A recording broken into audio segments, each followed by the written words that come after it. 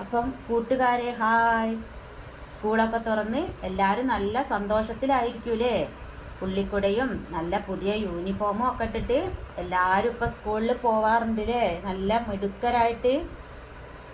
അപ്പം കുറേ സ്കൂൾ പൂട്ടിയ സമയത്ത് കൂട്ടുകാരൊക്കെ കാണാൻ കഴിഞ്ഞിട്ടൊന്നും ഉണ്ടാവില്ല. അപ്പം എന്താ നല്ല സന്തോഷത്തിൽ കൂട്ടുകാരോടൊപ്പം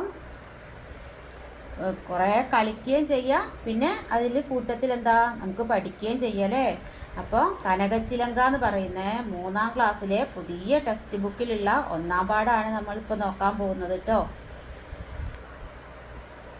അപ്പോൾ എന്താണ് അതിൽ പറഞ്ഞിരിക്കുന്നത്? അമ്മ ചൊല്ലിത്തന്ന ഭാഷ, ഞങ്ങൾക്കമ്മയെ പോലെ ഈ ഭാഷ. അപ്പോൾ എന്താണ് അതിൻ്റെ അർത്ഥം?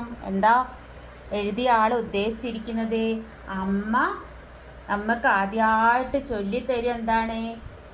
അമ്മ എന്ന് പറയാനാണില്ലേ നമ്മളെല്ലാവരും ചെറുപ്പത്തിൽ ആദ്യമായിട്ട് പറഞ്ഞിട്ടുണ്ടാവുന്ന ഒരു വാക്ക് അമ്മ.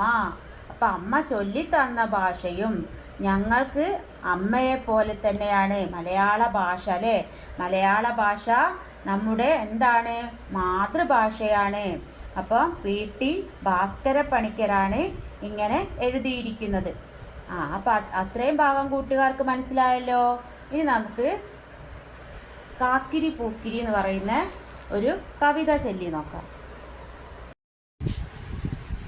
കാക്കിരി പൂക്കിരി തേന്മാവിൻ്റെ എത്താക്കൊമ്പത്ത്, കാക്കിരി പൂക്കിരി മാങ്ങകൾ അങ്ങനെ പഴുത്തു തൂങ്ങുന്നു, കാക്കിരി പൂക്കിരി പിള്ളേരങ്ങനെ ആർത്തു വിളിക്കുന്നു, കാക്കിരി പൂക്കിരി കാറ്റിൻ കൈകൾ കൊമ്പു കുലുക്കുന്നു, കാക്കിരി പൂക്കിരി 4-5 നിലത്തു വീഴുന്നു, കാക്കിരി പൂക്കിരി തേൻതുള്ളികളീ നാവിനു സമ്മാനം.